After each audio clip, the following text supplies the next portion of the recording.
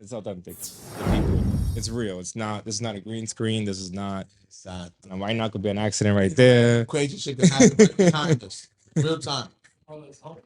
So he's like, I'm trying to get home. Live from the MC. Okay. Well, guys, my name is Angel. I am the owner and founder of Uptown Gaming at 4455 Broadway. Oh, yeah, 4455 Broadway. We are the first video game bar uptown. We've been here almost a year already. Pretty excited. It's been quite a journey, and just excited to keep going and continue to like cultivate like all the uptown nerds that live like north of Harlem. We've really been growing that community.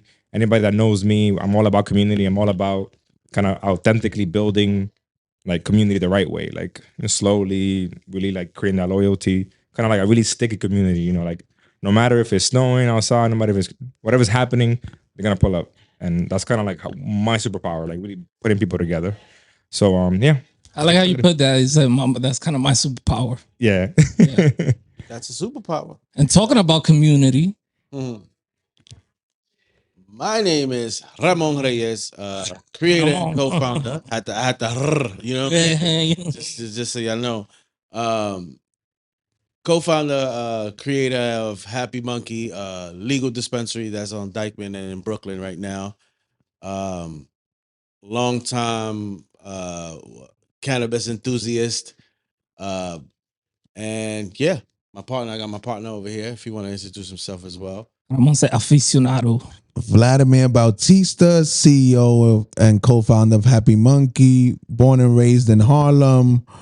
You know, first legal licensed dispensary on Dyckman, also worldwide public speaker.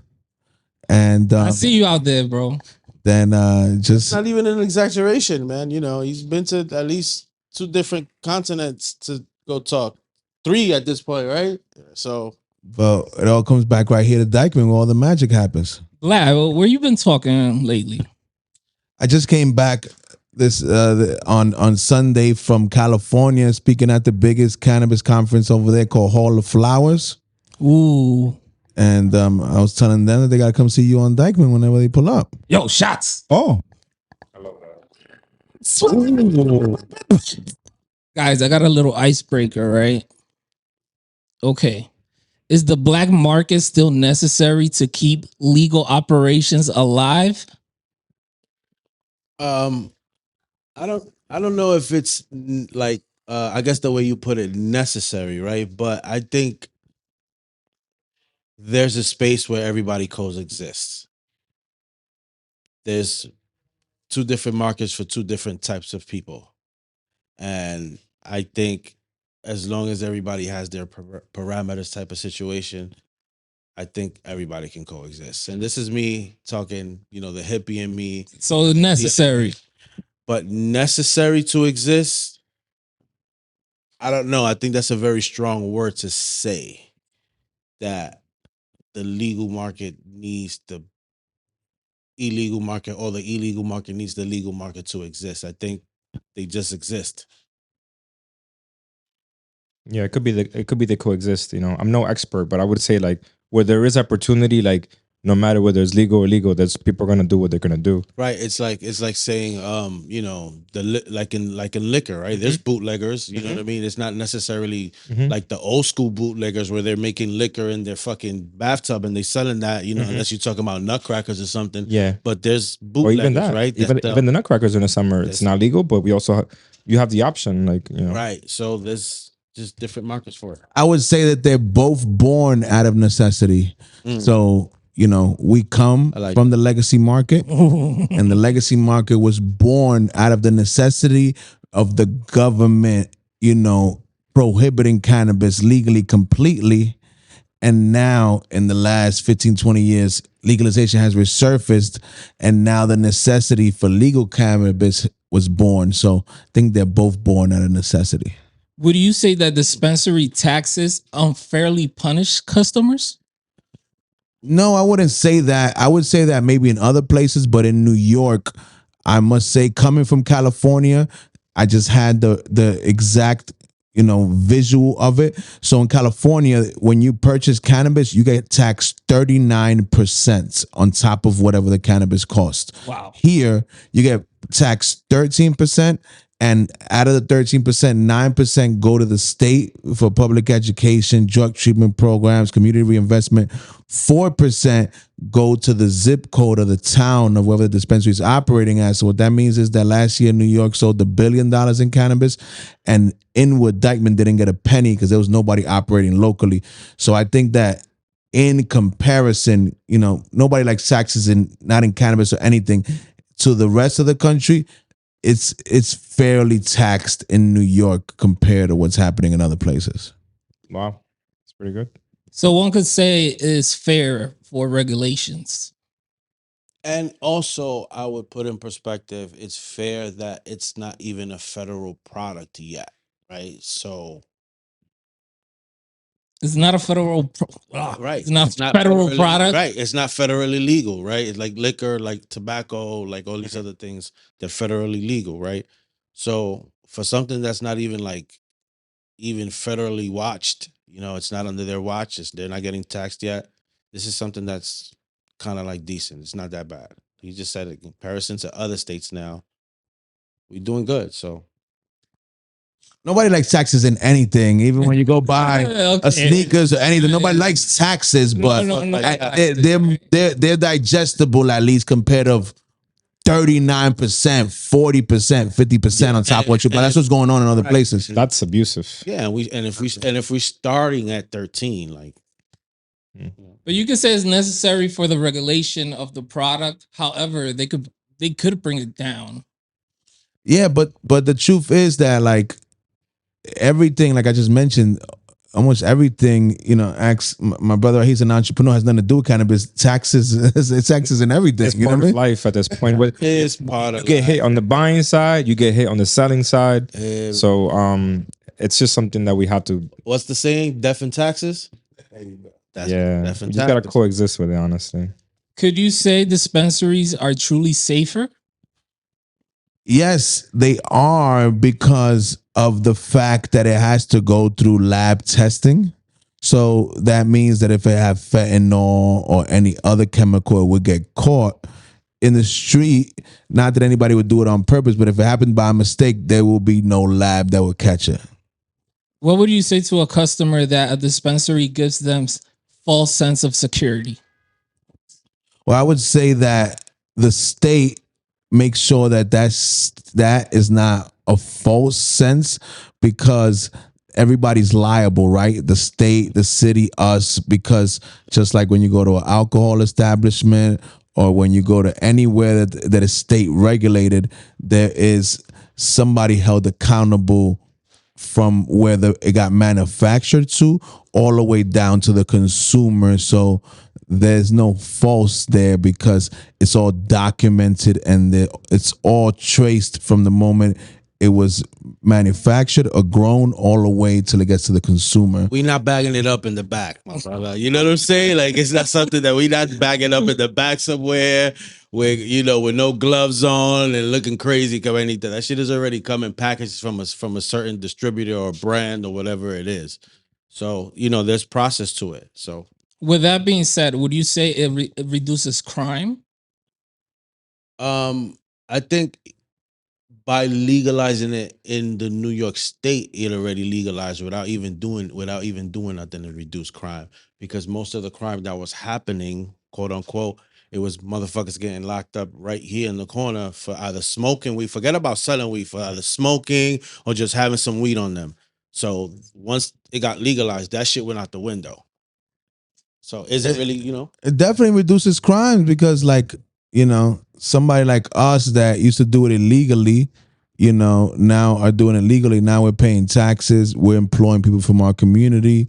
You know what I mean? We're inspiring others to do the same. So by default, that's reducing crime, because if not, we will, how do we out committing crime according to the law if it wasn't legal? Do you think it's ethical for the state to make profit out of people locked up for cannabis? No, I don't think it's ethical. I think that that's why New York has done a good job of making it a justice involved program, meaning like people like us that have prior records being prioritized to be first. The reason for that is to make up for the fact that they were locking us up for cannabis in the first place. So I think that they're trying to repair that harm that they did with the war on drugs or war on people that look like us on this show by prioritizing people like us to get the licenses first and giving us an opportunity to now be entrepreneurs instead of criminalizing us and fucking up our lives for this plant. But yo, aplauso for those people. But none of us are free until we're all free. And the sad part is, like Ramon said, on a federal level, on the state level, New York's doing it right. But on the federal level, there's still 40,000 people in prison for cannabis, which is really messed up when there's people making billions of dollars off of it. Wow. Very educating. Yeah. My man got bars, so Oh, Vlad, fresh off speaking, Yeah. fresh off the speeches. yeah. Do dispensaries prioritize quality and safety over driven profit? Well, they go both hand in hand. You know, we live in a capitalist society. Nobody's working for free because these amazing lights and all this design and this rent we got to pay can't pay itself. But it coincides with what we said earlier, where we know that our name is on the line and whatever we put on those shelves represents us. So we try to curate everything to our standard, what we like, brands that align with our values and that have quality to the best of our ability. And the reality is that the customer actually tells you what to get, right? And what to continue to get, right? So we don't just like choose because I like this and I want this. No, it's like, at this point we got a couple months open. You check, you check the data, this person, and you actually, we sit here. So we actually speak to people like, why do you like that? So then we start making note of these things, right? So honestly, the consumer, actually tells you what to get. How's business since you guys opened? Very unexpected in a sense where we've had a lot of moments and now the weather's getting better. So now we got to sit out there. In the beginning, the weather was good. So we got to sit out there and talk to a lot of people. Unexpected in the sense where people at least were receptive to the conversation because now it's legal, right? So even if there wasn't a lot of people, they'll look at it, another weed shop. But the viejito, when I tell them, no, pero esto es legal. I'm glad you brought that up. What would you say to a doña que dice, mírenlo vendiendo droga que están ahí en la esquina?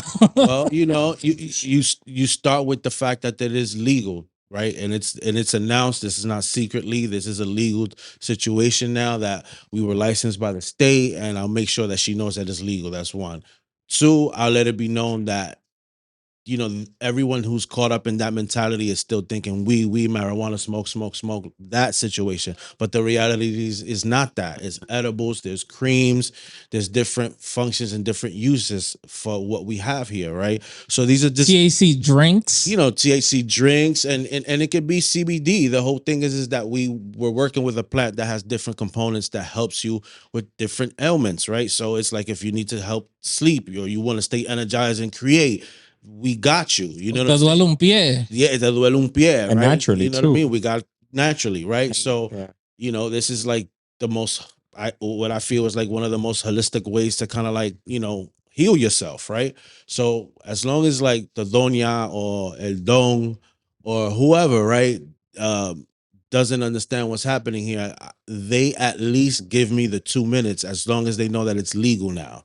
Right, so that's really all I need. Even if they don't walk into the store, they walk off. They walk off a little bit convinced, right? Because now it's like, oh shit, it is legal. It might help them too. You never know. Then what happens is if they give more than 2 minutes and we get to actually walk them through behind you, we're the only store in the whole state that has an Explorer screen in our stores, and then we're able to walk them over there in English or Spanish y decirle, mira, detail by detail, walk them through a screen that says cannabinoids. This is the health benefits para dormir, para comer, para Como ansiedad. Vaporú, mira. Exactly, but I'm just trying to say that we're able to break it down to them in their language in real time with studies and proof on top of like what Ramon said already. So now it's like, oh, like I mean, we're educating them too because we don't expect them to know. We got to meet them where they are. You know what I mean? Nobody before us has come up here and taken the time to explain the medicinal benefits or what the positive sides of cannabis. The last time they saw cannabis, vieron una gente caer preso, una gente que lo deportaron. So we can't blame them for having that mentality. We got to show them how things are changing. That's it. Yo, shots. Like a good question. Boom. You brought earlier about like you guys are in the business. I think that's very important.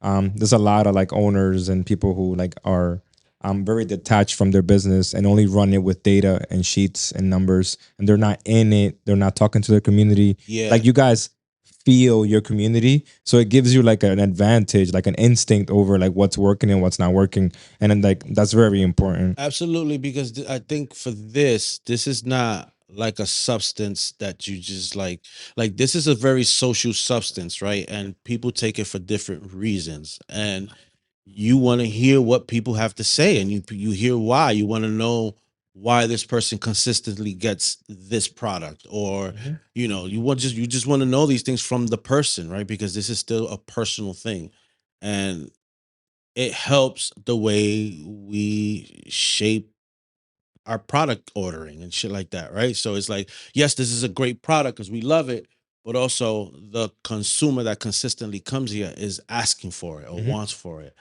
and looking for it for a certain reason, right? So now we look for things that are similar to that product or whatever the case may be, right? So that's really what it is. That's awesome. That's a good reason to it, you know? As a fellow business owner, Angel, what would you say is the sense of hold on, let me rephrase that. What would you say is the take on building the community as well as building the business? Because what I like about the guys is that this is the first dispensary, but they're here highlighting the benefits that it has. That it's not just, oh, they're selling cannabis. No, it also brings a lot of benefits to the community. Also benefits that we didn't even know. Like Vlad said on our last episode, go check it out if you haven't. That como the distribution of the taxes for the community, Dyckman didn't get anything, but now we're able to get something thanks to Happy Munkey. So shots for you guys.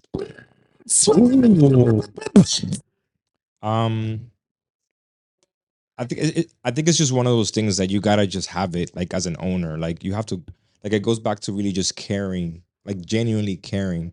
Because if you didn't genuinely care and you weren't passionate about like putting this vision together, like I'm sure these guys wouldn't work as hard as they do, or like haven't gone like you guys probably been through a lot of things that like your passion for what you're creating here got you through it. Like where other people who may not care as much would have given up way like whatever. You know, I can't even fathom the amount of challenges you guys probably went through to even like get this open, or just things that came your way. Maybe people try to block you, challenges, so much red tape that you guys go through already in this industry.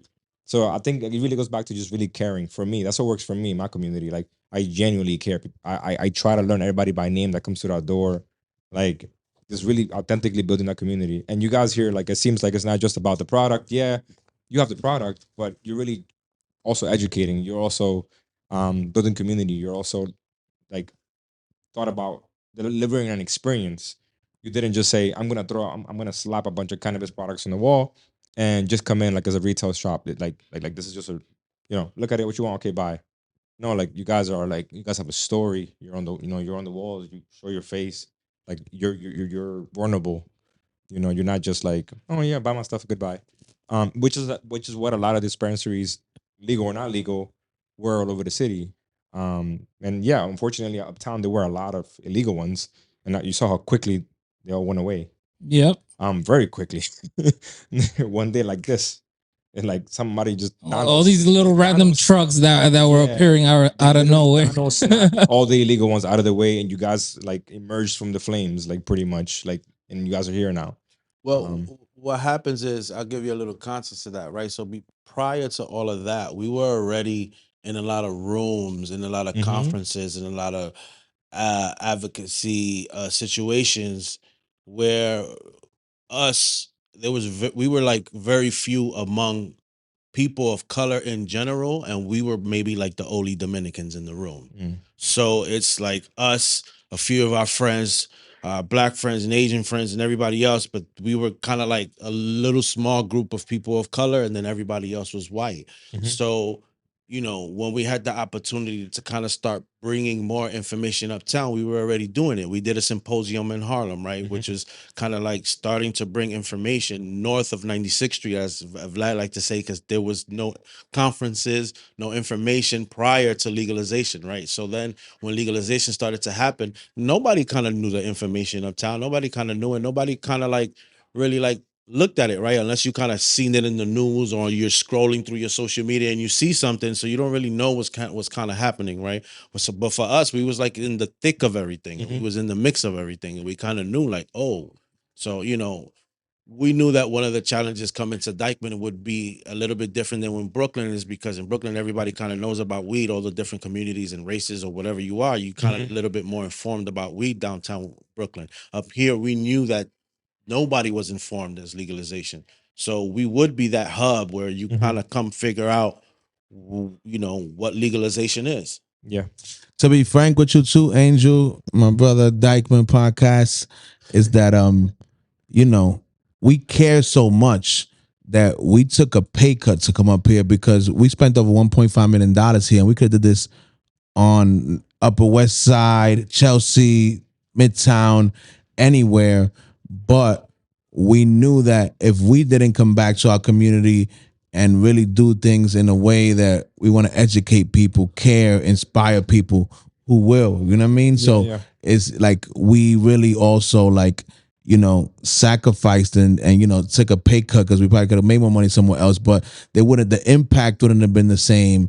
Like we wouldn't be doing it for our people. We would just be in a random neighborhood of whatever people, you know what I mean? So Yeah. Just trying to make profit. exactly. That's very important. So up here, like for us, it was bigger than just money, which I think we also are doing well. But it was like we know that we just broke a glass ceiling, broke a door for everybody uptown, Dominicans, Latinos, where like people see like everybody runs away from their community. We ran towards it, ran back after we were already away from it, Yeah. I definitely feel you on that. And that's kind of a reason like why we decided to call like Uptown Gaming, because like we grew up here. Like I was like me and my friends were like stoop kids, like we don't have that anymore, by the way. You could tell. No, that's gone. Yeah, You could tell now when you go outside, kids aren't outside. Like, I would go buy some whatever for my mom, some that like what I was gonna buy. And then I run into 20 of my friends. Next thing you know, I'm outside with like 30 of my friends, literally 20, 30 deep, no phone, just us being outside. That was the outside era. Now that's dead. That's Like gone. so, you know what I'm saying? So I love the uptown culture. And that's why I called it Uptown Gaming. So I like the fact that you're like you didn't run away, you stayed here. And now like you have a different level of like respect and like passion for what you do, because you're here, you're home. People see you and they can like look up to you and they can relate. That's very important. Like that they can see you and say like you're like me. I can probably do it too. Maybe not necessarily a cannabis shop, but maybe I want to open on my own salon. Maybe I want to open on my own barber shop. And whatever struggles you went through, like you're human, I'm human. I can do it too, kind of. So I think you guys should be proud of yourselves, like for even like, being in Thank those you, bro. rooms. It's hard for people like us to like sometimes be in those rooms. For example, me, I come from corporate America. I've been in finance for like almost 8 years, 9 years. And I'm telling you, like, there's not a lot of rooms where like Dominican, people in accounting and finance working in big firms. It's just all different races except us, and you don't see like one Dominican in a whole floor of people. So it's tough sometimes. You may feel alone, you may feel like you can't relate, and you have to like give this code switch that and be.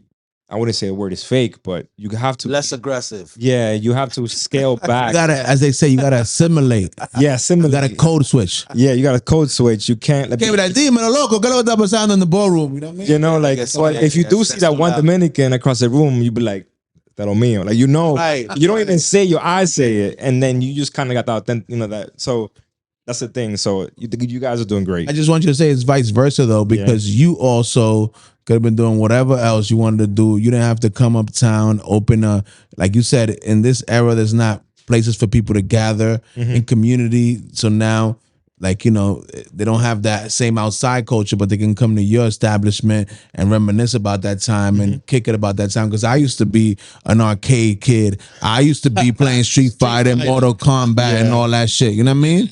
So I'm sure that, you know, when I go to your spot, I'll reminisce and I'll, you know, have Come on a nostalgia. Friday night. Every Friday night we do Street Fighter 6. It's huge.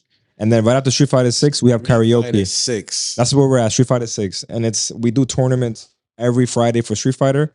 And we got all the best players in the Uptown area. They come pull up, they compete, and they have a good time. And they're older too, and they all talk shit. Huh? Yeah, they win money. So everybody. Oh man, so we in there. That's the Right. So everybody basically That's all you have to say. they come to the bar, they talk shit, they chip in, they all put in $10. In there, yeah. We get a little pool going, and then they have a few drinks, and they bring their own fight sticks, they bring their own controllers. We lend them some too, and we do a bracket, and then we Brother, because these kids will never know. You say you got to see that era. Yeah. About how my brother, when I used to go with my quarter, I didn't want to lose, because if you lose, you got to get off. So I mean, the more I win, con esta quarter, yo duraba 5 horas jugando porque I'm nice. Oíste? It sounded like he was cheesing everybody. My man was cheesing. that was the best. Like winner stays on, you be there. Like next, yeah, Well, and better chances than your 12-leg parlay. yeah. Definitely go to Uptown Gaming. Guys, and talking about community and events. What's going on with us? Yeah, man. So another thing, like Ramon said, we already broke a glass ceiling when we did the Uptown Symposium in Harlem, in my own neighborhood, Community Board 9. Now, what we feel like hasn't happened up here is that there's a big scene, a big community events and stuff that has been taking place. Same thing below 96th Street, and we feel like it's time for it to come uptown. This 420, we will be having a big event on Dyckman by Inwood Park with a lot of big DJs like Funkmaster Flex, DJ CeeLo, DJ Say Lagoon, DJ Odalis, DJ Steph Cakes. Yes, sir. A lot of different cannabis experiences and activations, and you got to stay tuned and stop by Happy Monkey for more information, because we're bringing Monkey. It's a celebration. It's a celebration, everybody. If you don't know, right, it's the mythical holiday of 420, which is basically the Stoners' New Year, and there's always a celebration, and people, you know, from that were not facing the same situations, like, you know, we were facing a lot of bad situations, so people weren't celebrating up here 420, right? But they were downtown. So now this is kind of like a moment where we kind of show people, and we kind of show people our, you know, basically our event style, right? Because we kind of known for our events as well, and we want to show people what consumption looks like and how adult and fly it is, and how great people fucking get along together. And we want to bring that spirit up here, and we are gonna bring that spirit up here. Nice. Come visit us the week of, from 4/11 all the way to 4/20, and you know, come get your information. Yo, here. more shots. And that day is going to be an all-day cannabis experience on All day. 420 Easter Sunday from All 2 day. p.m. to 10 p.m. all day. So it's going to be something amazing for the community to come together and really celebrate for this new chapter of cannabis that we in, you know? Yo, aplauso. Love that, exciting. Angel, I would say if you have any announcements, but just give us the regular schedule that we have going on over there. Yeah, so like we said, we are basically the only video game bar north of Midtown. You know, it's kind of like a dead zone for like adult nerds up, you know, uptown, honestly. We hope that if everything goes well, we can like get more, you know, locations, you know, like in the Bronx, other locations that are kind of like I would say disenfranchised when it comes to like representing like, you know, older nerds. But we do tournaments every week. Wednesday through Friday, we have different video games. We do tournaments for things like Tekken, Smash Bros. Ultimate, Street Fighter 6. We do Mario Kart tournaments. I'm pulling up, man. I'm pulling over we have a that benefit, ton bro. of- We have a ton of board games too. People play, all their typical, Uno, whatever, with their drinks, they chill. And we have karaoke every Friday night, super lit. We have a lot of programming. We do workshops. We're having a chess workshop on the 6th. Brick oven pizza. We have pizza. We have Palo tacos, Monchi, Palo Tiger. wings. We need. Yeah, yo, so we need that. it's a good vibe. Once you meet my team, you'll fall in love with us. We're definitely cool people. We don't take ourselves too seriously. We love everybody that comes to the door. We love that. You know what I'm saying? We just chilled, and we just want to continue growing our community, meeting great people, and just Yo, shots for Uptown Gaming. really want that time.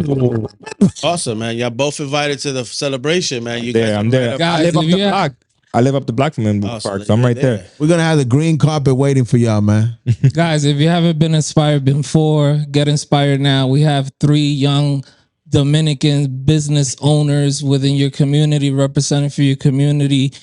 It could happen. You don't have to be a piece of shit your whole life, my guy. Like, Yeah, get to it, So stop giving excuses out here. All right. it's facts. Like we be here almost every day, and we give out free game. God, my man is like Yeah. the hood Dominican Wallow over here. You know, he got a Come talk to $1 million. Ramon over there in front Yeah. of the shop. We be here, bro. We just come and talk shit, bro. Like we love that stuff, bro. Like this is exactly what we here for, bro. Straight up. We want to be part of the solution, not the problem, because Hard. it's just like what we're noticing is that, what's missing is what we got going on here. Us sharing information with Angel sharing information with us, and vice versa. Like, Dominicans in Uptown have one of the most robust, amazing communities. What's missing is for us to share more ideas, celebrate each other, and support each other more. You ever heard the saying, Dominicans don't take over the world because we don't want to? But in Spanish, el dominicano no conquista el mundo porque no quiere. That's a fact, bro. I don't know if you heard that before. That's like a big thing. We are powerful. A little island, but we are powerful. And we're all over the world now at this point. I was at me and him went to Gracie Mansion. It was Dominican Entrepreneur Day. There was something for Dominicans, and the mayor said that Dominicans pick who the governor is and who the mayor is, because you can't become governor or mayor in New York State or city without the Dominican vote, because there's almost 1 million Dominicans. So like you saying, like the power that is there, but we're not. We here. It ain't a matter. That's why he be uptown up here. Nah, but yeah, I agree. Also important, any organizations, businesses, just like you, Angel, that wanna figure out how to plug into this 420 event. We're big on, highlighting different people in the community, different businesses, no matter whether you're in food, hospitality, whatever.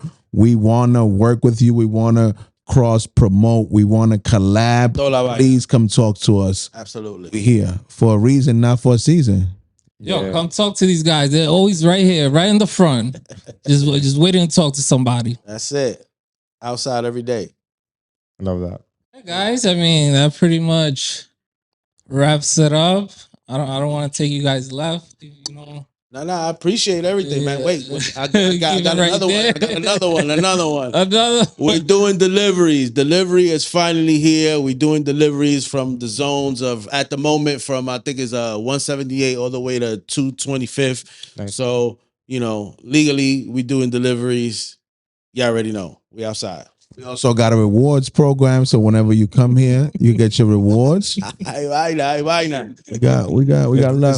This is legit. This is yeah. That's it. We got a lot going on for you. But for everybody out there, remember, you're too blessed to be stressed. Things will get greater later. You just gotta always choose happy. Keep it real. Don't squeal. Don't steal, and life will hand you a good deal. Yes. From the MC. Oh. My brother, you're doing the wrong game. Hey man, look at it. Do you still got more announcements, Vlad? Oh, yeah. Fucking. We'll edit that shit in. Bring that shit back. Hey. Put that shit in there. You I have already know. I have one too. Dreams don't work unless you do. There you go. That's my thing right there. Being a fucking piece of shit. Still work. That nigga's lazy as hell out here. I'm gonna take over my man right here. No excuses, only execution. Yes. There you go. Bars. Literally, my bio, my Instagram has been execution is worshipped for like the past 5 years. Just do shit. Just yeah, exactly. Just do shit. Yeah, All right. I love that. We good? Everybody?